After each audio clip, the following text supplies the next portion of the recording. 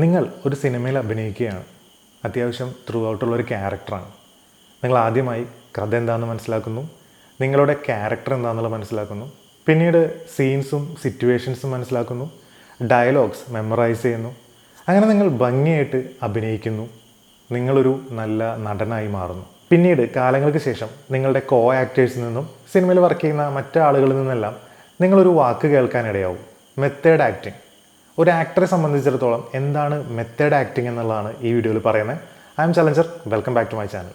Method acting എന്നത് ഒരു സീനോ സിറ്റുവേഷനോ മനസ്സിലാക്കി എന്നുകൊണ്ട് മാത്രം സംഭവിക്കുന്ന ഒന്നല്ല. അതുപോലെ തന്നെ ഡയലോഗ്സ് കാണാപ്പാടം പഠിച്ചുകൊണ്ടും സംഭവിക്കുന്ന ഒന്നല്ല. ഷോർട്ടായിട്ട് പറയുകയാണെങ്കിൽ റിയൽ ലൈഫും തമ്മിലുള്ള ഒരു ബ്ലെൻഡാണ് ആക്ച്വലി മെത്തേഡ് ആക്ടിങ്. ക്യാമറയ്ക്ക് മുന്നിലും ക്യാമറയ്ക്ക് പുറകിലും എല്ലാ സമയങ്ങളിലും ആ ക്യാരക്ടറിനെ പൂർണ്ണമായിട്ട് ഉൾക്കൊണ്ട് ആ ക്യാരക്ടറിൻ്റെ ബിഹേവിയറിലും ഇമോഷനിലും ജീവിക്കുന്ന ഒരവസ്ഥയാണ് മെത്തേഡ് ആക്ടിങ്. മാർലൻ ബ്രാൻഡോ എന്ന ആക്ടർ, ഗോഡ് ഫാദറിൽ എല്ലാവർക്കും അറിയാവുന്ന ക്യാരക്ടർ ചെയ്തിട്ടുള്ള അദ്ദേഹം ദി മെൻ എന്നൊരു സിനിമയിൽ അദ്ദേഹം ഒരു ഇഞ്ചേർഡ് ആർമി മെന്നായിട്ടാണ് അഭിനയിച്ചിട്ടുള്ളത്. അപ്പോൾ അദ്ദേഹം ആ സിനിമയിലെ കഥാപാത്രത്തിന് വേണ്ടി തയ്യാറെടുപ്പുകൾ ചെയ്യുന്ന കൂട്ടത്തിൽ അദ്ദേഹം ഒരു ഹോസ്പിറ്റലിൽ അഡ്മിറ്റ് ചെയ്തിട്ട് കുറച്ച് കാലം എങ്ങനെയാണ് ഒരു ഇഞ്ചേർഡ് മെൻ ഒരു ഹോസ്പിറ്റലൈസ് ചെയ്യുന്ന ആ ഹോസ്പിറ്റൽ വാസം എങ്ങനെയാണെന്നുള്ളത് മനസ്സിലാക്കാനും അത് ആ ക്യാരക്ടറിലേക്ക് പകർന്നു കൊടുക്കാനും വേണ്ടി അദ്ദേഹം ഹോസ്പിറ്റലൈസ് ചെയ്തിട്ടുള്ള ഒരു സിറ്റുവേഷൻ ഉണ്ടായിട്ടുണ്ട്. അതുപോലെ റോബർട്ട് ഡീനിറോ എന്നൊരു ആക്ടർ ടാക്സി ഡ്രൈവർ എന്നുള്ള സിനിമയ്ക്ക് വേണ്ടിയിട്ട് ഷൂട്ടുള്ള സമയത്തും അതേപോലെ ഷൂട്ടില്ലാത്ത നൈറ്റ് ടൈമിലൊക്കെ അദ്ദേഹം ന്യൂയോർക്ക് സിറ്റിയിൽ ടാക്സി ഓടിച്ചുകൊണ്ട് ഒരു ടാക്സി ഡ്രൈവറുടെ റൂട്ടീൻ എന്താണെന്നുള്ളത് മനസ്സിലാക്കുകയും ആ ക്യാരക്ടർ എങ്ങനെയാണെന്നുള്ളത് മനസ്സിലാക്കുകയൊക്കെ അദ്ദേഹം ചെയ്തിട്ടുണ്ട്. അതുപോലെ നിങ്ങൾക്കറിയാവുന്ന ലിയോണാർഡോ ഡികാപ്രിയോ എന്ന ആക്ടർ ദ റെവനന്റ് എന്ന സിനിമയ്ക്ക് വേണ്ടിയിട്ട് അദ്ദേഹം പച്ച മാംസം കഴിക്കുന്ന ഒരു സിറ്റുവേഷൻ ഉണ്ടായിട്ടുണ്ട്. ഇതെല്ലാം എന്തിനു വേണ്ടിയായിരുന്നു? ഇപ്പോൾ ഡികാപ്രിയോയ്ക്ക് വേണമെങ്കിൽ ഒരു ഫേക്ക് മീറ്റ് കഴിച്ചുകൊണ്ട് അത് പച്ച മാംസമായിട്ട് അവർക്ക് ഫേക്ക് ചെയ്യാനായിട്ട് സാധിക്കുമായിരുന്നു. പക്ഷേ ഇതേക്കുറിച്ച് അദ്ദേഹത്തിനോട് ചോദിച്ച സമയത്ത് പറഞ്ഞത് ആ ക്യാരക്ടറിൻ്റെ ആ സമയത്ത് ഇമോഷൻ്റെ പെർഫെക്ഷന് വേണ്ടിയിട്ടാണ് താനിത് ചെയ്തതെന്നാണ് പറയുന്നത്.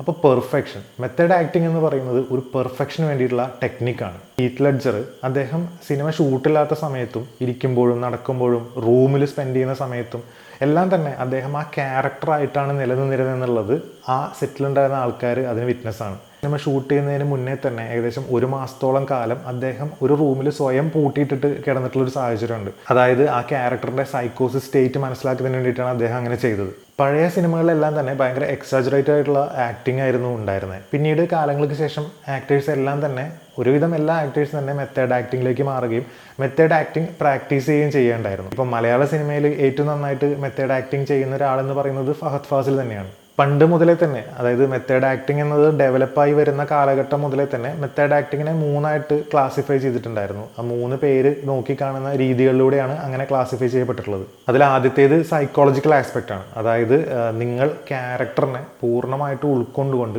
ആ ക്യാരക്ടറായി പൂർണ്ണമായി മാറി അയാൾ ചിന്തിക്കുന്ന പോലെ ചിന്തിച്ച് അയാൾ പെരുമാറുന്ന പോലെ പെരുമാറി നിങ്ങളുടെ ബ്രെയിനിനെ മൊത്തത്തിൽ ട്രീറ്റ് ചെയ്തുകൊണ്ട് ആ ക്യാരക്ടറിലേക്ക് പൂർണ്ണമായിട്ടും ഒരു പരകായ പ്രവേശം നടത്തി ചെയ്യുന്ന പെർഫോമൻസിനെയാണ് ഈ സൈക്കോളജിക്കൽ ആസ്പെക്റ്റിലുള്ള മെത്തേഡ് ആക്ടിങ് എന്ന് പറയുന്നത്.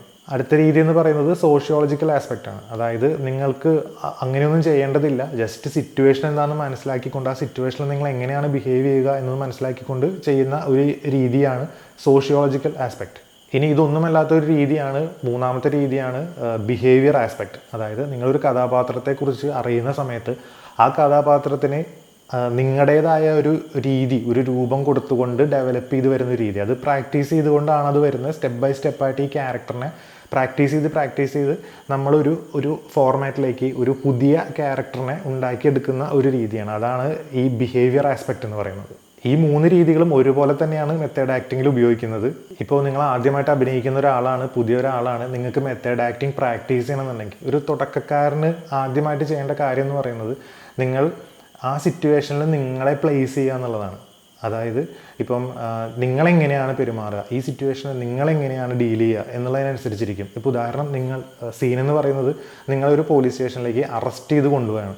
സ്വാഭാവികമായിട്ടും ഒരു അറസ്റ്റ് നിങ്ങളുടെ നേരെ വരുന്ന സമയത്ത് നിങ്ങളെന്ന വ്യക്തി ആ അറസ്റ്റിനെ എങ്ങനെയാണ് അഭിമുഖീകരിക്കുക എന്നുള്ളത് മനസ്സിലേക്ക് ഒരുപാട് ആവർത്തി കൊണ്ടുവന്ന് അതിനെ മനസ്സിലിട്ട് ഡെവലപ്പ് ചെയ്ത് നമ്മൾ ആ ക്യാരക്ടറിലേക്ക് ജസ്റ്റ് അങ്ങ് പ്ലേസ് ചെയ്ത് കൊടുക്കുന്ന രീതിയാണ് നമുക്ക് ആദ്യം ഒരു തുടക്കക്കാരെന്നുള്ള രീതിയിൽ മെത്തേഡ് ആക്ടിങ്ങിൻ്റെ ബിഗിനിങ് എന്നുള്ള രീതിയിൽ നമുക്ക് ചെയ്യാവുന്ന കാര്യം. തുടക്കക്കാർക്കുള്ള രണ്ടാമത്തെ മെത്തേഡ് ആക്ടിങ് രീതി എന്ന് പറയുന്നത് നിങ്ങളുടെ ലൈഫിൽ സംഭവിച്ചിട്ടുള്ള റിയൽ ലൈഫ് ഇൻസിഡൻസിനെ നിങ്ങൾ ആ ക്യാരക്ടറിലേക്ക് കൊടുക്കുക എന്നുള്ളതാണ്.